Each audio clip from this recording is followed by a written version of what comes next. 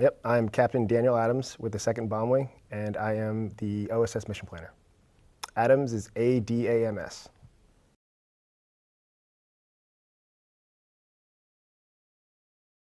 We are in RAF Fairford in UK, and we are here to support BTF 20-1.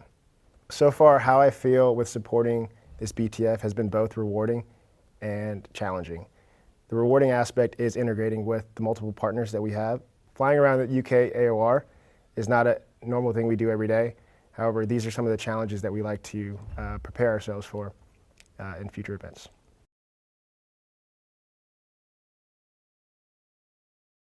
The BTF is a bomber task force that is a reoccurring deployment of bombers to the EUCOM AOR. Our objectives are to assure our allies that our commitment from the U.S. standpoint to our allied nations, that we're here to support them, as well as deter any adversaries. The BTF is a bomber task force that is a reoccurring deployment of bombers into the EUCOM AOR. Our primary objectives here is to assure our allies and partners that the U.S. is here to support and that we are also here to deter any adversaries.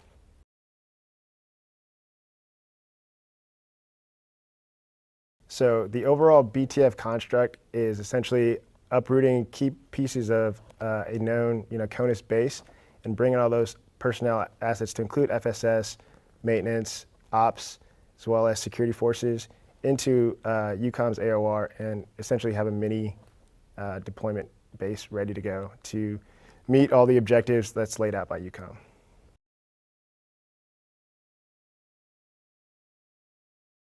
The BTF is an important thing here solely for the fact it gives us the opportunity to train with not only our partner nations, but with airspace and countries that we normally don't do on an everyday basis. So this gives a unique one-on-one opportunity for each crews that step to fly, as well as integrating with other countries' air forces as well. So some of the countries that we've worked with so far in this BTF have been the United Kingdom, France, Germany, Poland, Romania, and Hungary.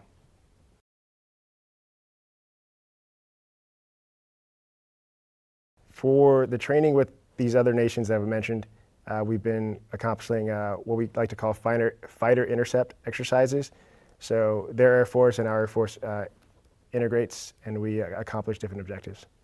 Some of those objectives are air-to-ground strikes, simulated of course, and ultimately trying to. So some of these training objectives that we do have with these other nations have been integrating our B-52 with their Air Force. So that's integrating at the same time, same airspace, and accomplishing the common objectives, whether it's an air-to-ground target or crossing into a simulated enemy's territory and having the support of both the B-52s and our supporting assets.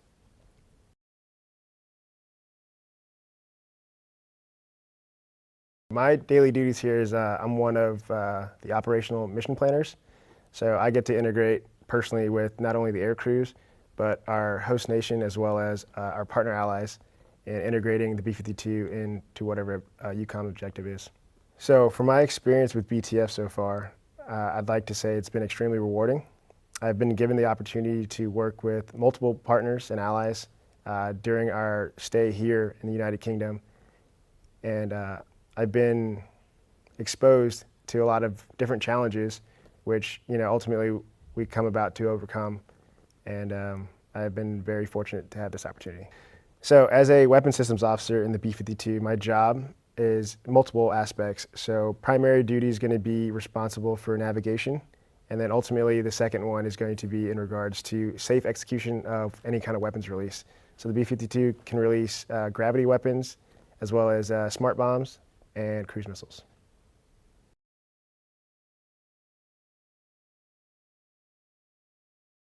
So in regards to this BTF, I'm actually extremely thankful for the opportunity to have been out here. The experiences that I've received from my short time here has been tremendous. The integration with the maintenance personnel as well as our 1 Charlies and you guys here in PA has been a tight-knit community. And this is some experiences that we don't really get back home. So having been out here and experiencing all this has been great.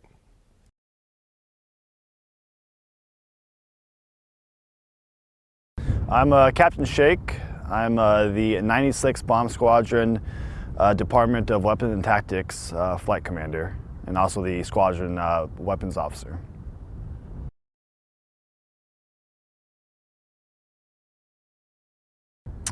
We're here in RAF Fairford, here in the beautiful UK, here to support Bomber Task Force, to work with our NATO allies and partners, and really to train on the integration piece and the presence here in the European theater.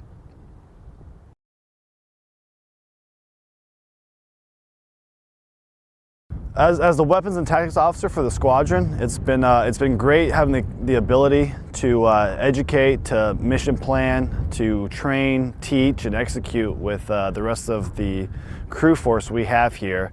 It's been awesome working with our different NATO allies and our partners, and really just continuing to build the relationships we already have that exist, as well as create some new ones here.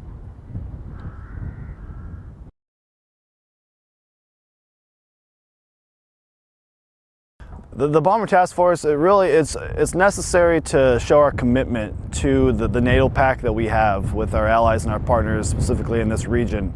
The real importance of it is not just to show that we are present and capable of executing a mission here, but also for our own training purposes. It really allows us to get outside kind of our comfort zone from flying CONUS missions over the U.S. and puts us in a new place where we can learn how to integrate and how to train with really some different operating procedures. Bottom line, we're here to be better, to get better, and to show our NATO allies and partners that we're committed to the mission.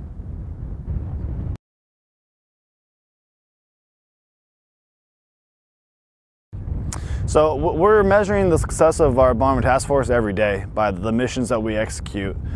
So really at the end of this Bomber Task Force, it won't be was it successful, the real question will be how do we do it better next time.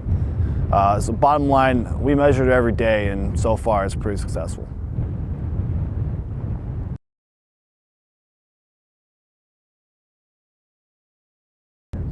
So the number one priority is bombs on target. That is why we're here. Each unit plays a critical role in ensuring that our aircrew are able to deliver those bombs on target, on time, anywhere, anytime. And really, it doesn't matter if you're supporting from the defense of the base or the aircraft, or if you're supporting by working the DFAC, or you're supporting by working on the jets behind us and turning the wrenches to make sure they're ready. Everyone has a crucial role in ensuring that the aircrew are ready to execute the mission when called upon.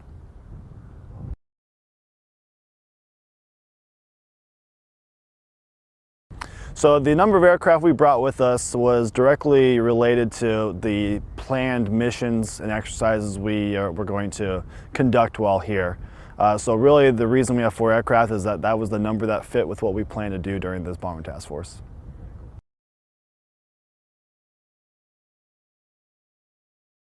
So I think my wife would have a different answer, but my personal answer is it's great. I mean, this is what we get paid to do, and the fact that I'm doing it in England right now and going to fly over all these multiple different countries and seeing the local area, there's no experience like it. That's why a lot of people join the military, to serve their country as well as to travel.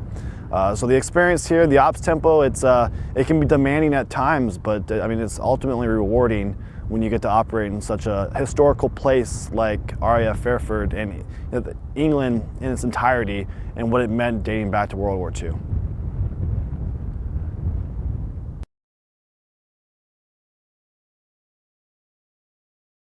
So the B-52 is a multi-role bomber, from conventional to nuclear stores. The great thing about the B-52 and why we're still talking about it 60 years after it was created was not only is the platform reliable, but the ability to integrate new technology, new weapon systems, really is what makes it such a great platform. So from our JDAM to our laser-guided bombs to our cruise missiles, and some new technology on the horizon with hypersonics, it can really do it all. It's really a jack of all trades.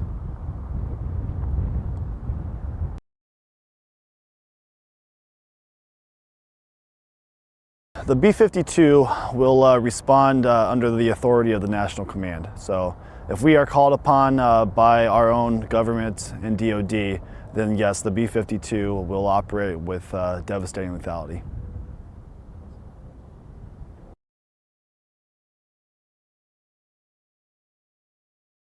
The Bomber Task Force really, it aligns with the Air Force Global Strike really commitment to the globe in its entirety.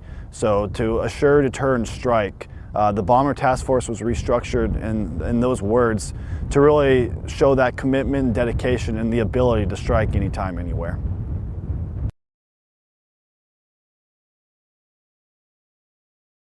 I'm grateful to the community of Fairford who's allowed us to operate here, not only with the engine noise and the long hours, but as well as just the local restaurants and places in town that's been very accommodating to us.